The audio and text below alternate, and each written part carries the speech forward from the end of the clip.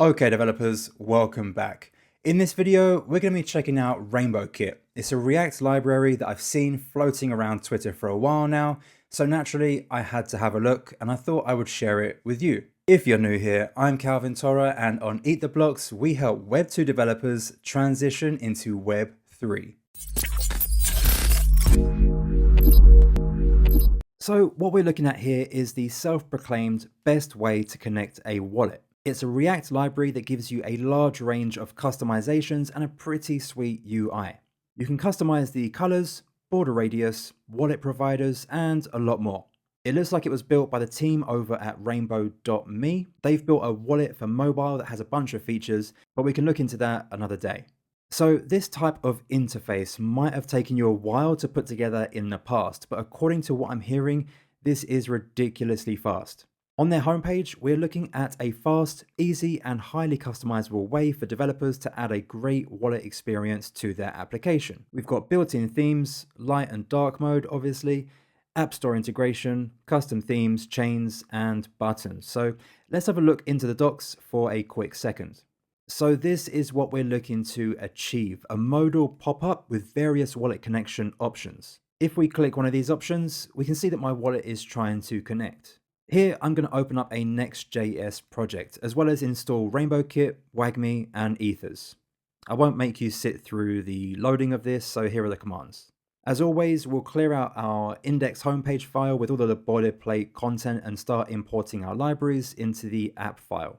We're pulling the styling for Rainbow Kit, then the provider, configure chains, default wallets, and Rainbow Kit provider. We'll then pull in chain, create client, and WAGMI provider from WAGMI. Then we'll configure the chains that we want to work with using configure chains. Then we need to create a WAGMI client. Next, we'll wrap our application with the Rainbow Kit and WAGMI providers to give this functionality to our entire app. The WAGMI provider takes the WAGMI client as a prop, and the Rainbow Kit takes chains. To get the button working, inside our index.js file, we'll need to pull it in from Rainbow Kit, and this will give us our pre-coded button component. And we are good to go. Let's add some questionable CSS styles here so we can get it in the center of the screen so you can see it better. We can now click on our button to load the modal. Choose the wallet we want to use and get connected. If I sign in with one of my MetaMask wallets, it's super quick in pulling up my details, showing my balance, and the network.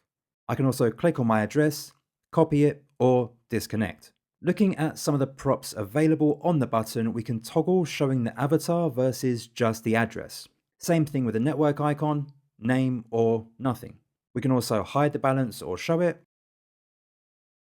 We can switch over to dark theme, as well as pass in an object to update the accent colors. We can also update the borders inside the theme. And this will affect the entire modal, so not just the modal, but the actual buttons as well.